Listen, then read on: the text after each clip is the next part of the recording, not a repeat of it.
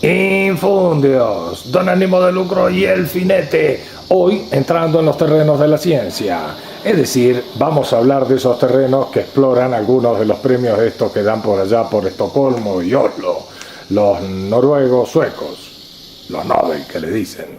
Vamos a hablar de genética, no mezclar con estética ni con ética, o tal vez sí. Cuéntenos, don ánimo. No, realmente esto está enfocado a ilustrar una inquietud que es bastante grave y seria. La gente vive maravillada por los avances de la ciencia y la técnica y no se dan cuenta que eso los está colocando en una situación desesperada, peligrosa, bastante horripilante, porque es como un salto en un vacío que ya sabemos a dónde vamos a caer, ¿no? Todo comenzó en el año de 1953, ya avanzadito la primera mitad quemada la primera y empezando la segunda mitad del siglo pasado. Descubren Watson y Crick, par de ratas. El Bateson que le decía. Describen la estructura del ADN. Y bueno, por fin se llega a descubrir la estructura o se descubren los elementos de la estructura de la vida.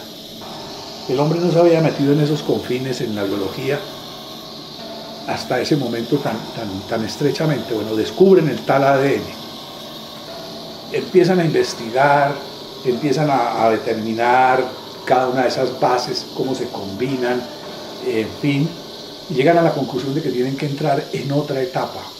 En esa etapa vemos la participación de un par de políticos vergonzosos que se llaman Bill Clinton y ese otro Tony Blair, que crearon el proyecto Genoma en el año 2003. Es un salto berraco, pues, en el que dicen, ahora vamos a descubrir cómo es que ese ADN, ese código del ADN se expresa en el ser humano, el genoma humano.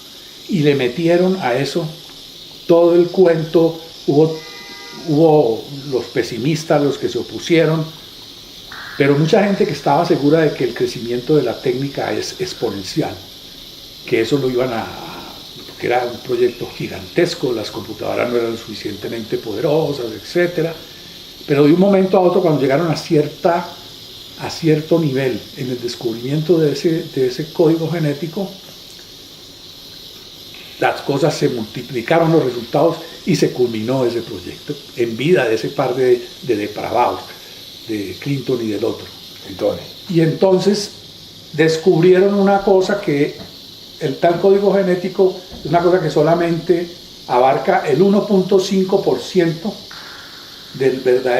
de todo el chorizo del código genético. Pero entonces, como somos se dijo, no, ese resto del código genético que es tan largo y tan grande, eso se llama basura, es ADN basura. Pero resulta que siguieron investigando y se dieron cuenta los idiotas que eso no era tan basura. Descubrieron que entre toda esa basura lo que había era un montón, pero gigantesco, de unas cosas que ellos llamaron los interruptores, que influían precisamente en la forma en que se expresaban esos genes, en las fórmulas y las combinaciones que tenía el código genético pequeño básico, de las 20.000 bases y los 300.000 combinaciones. Les tocó entonces montar una cosa que hasta hace pocos años, hace muy poquito, se generó otro proyecto, que fue el proyecto ENCODE, que es otro apócope de esos. Ese proyecto ENCODE se dedica a investigar todo eso que llaman basura, ADN basura, y las cosas que han encontrado son impresionantes. Pero lo que encontraron allí fue la inmensidad del desconocimiento que se tiene aún sobre el código genético humano. ¿Qué conclusión podemos sacar de esto? De que los tipos, como están, cuando se habla de Clinton y de Tony Blair, estamos hablando de todas las compañías de negocios que hay detrás de eso, todas las corporaciones. Los tipos vieron que se le podía meter un billete gigantesco a eso y se lo metieron porque sencillamente ven negocios allí, y ahí comenzó toda esa cosa genética, la transgenia, los transgénicos, el tratamiento genético, la investigación sobre los genes y el cáncer, etcétera. Todas esas cosas, fantasías, empezaron a plantearse investigaciones al respecto y hubo algunos resultados. Pero esos resultados, aunque les generen ganancias a esos laboratorios y les generan algunos pesos, tienen un peligro, y es que solamente están basados en una visión muy parcializada, muy sectorizada y muy pequeña de lo que realmente es el código de la vida. Y ahí está el peligro. Y hay gente que teme profundamente sobre las consecuencias que pueda tener manipular esa pequeña fracción del código, sí, desconociendo el resto de cosas que de forma tan atrevida se llamaron basura, ADN basura. Eso era más o menos lo que quería plantear como... Joder, don Ánimo, estuvo fuerte esto, lo que va del ácido lisérgico al ácido ribonucleico, podríamos decir. Hay muchos que le han metido a eso, muchos premios Nobel. Entre otras cosas, premio Nobel ha habido una cantidad de tipos, unos hijos de putas del darwinismo social, pero ha habido premios Nobel también muy bacanos. Por ejemplo, Maurice Maeterlinck fue premio Nobel. Maurice. Sí, Maurice fue premio Nobel en 1911. Hasta aquí Infundios.